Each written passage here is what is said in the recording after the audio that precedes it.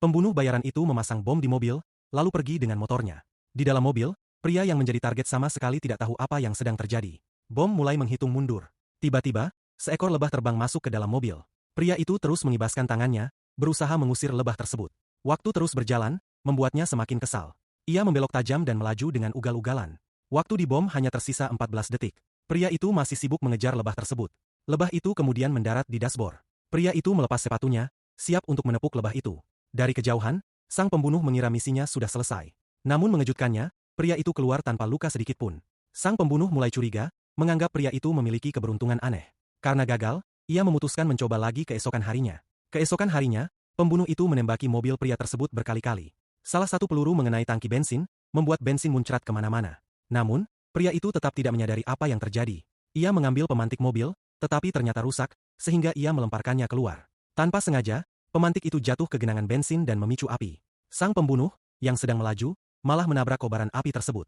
Ia hampir terbakar hidup-hidup dan buru-buru melompat keluar dari mobilnya. Mobil jeepnya terguling ke jurang dan meledak. Sang pembunuh tidak percaya betapa sulitnya misi ini. Sementara itu, pria itu masih melaju dengan mobilnya yang bocor. Akhirnya, bos mereka memutuskan mengirim pembunuh terbaik mereka.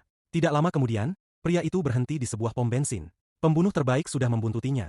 Ia mengeluarkan belati, memperlihatkan bekas luka di lengannya sebagai bukti para korban yang telah ia bunuh. Ia berkata bahwa misi ini akan sangat mudah baginya. Namun, pria itu sama sekali tidak menyadari bahaya yang sedang mendekat. Seorang petugas pom bensin melihat lubang di mobil pria itu, lalu menambalnya dengan permen karet. Tidak jauh dari sana, pria itu sedang menggunakan pistol air untuk mencuci rambutnya. Ia tidak tahu sang pembunuh sedang mendekat dengan kain bius.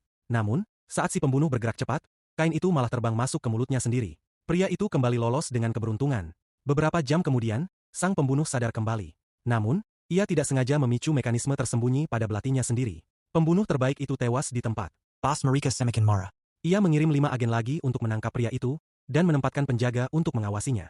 Tiba-tiba, pria itu meledak dengan kekuatan luar biasa. Ia memutuskan tali, lalu melompat keluar dari jendela. Ia mengikat salah satu penjaga.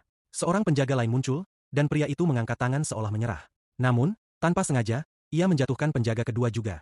Ia berhasil lolos lagi, murni karena keberuntungan. Akhirnya, sang bos kehilangan kesabaran. Ia memutuskan turun tangan sendiri, menyelinap masuk ke rumah pria itu, dan menunggu di dalam. Saat pria itu pulang, sang bos muncul tiba-tiba dari balik pintu. Kali ini, sepertinya tidak ada jalan keluar. Pria itu benar-benar kebingungan. Tepat pada saat itu, kamu pasti bisa menebak apa yang akan terjadi selanjutnya.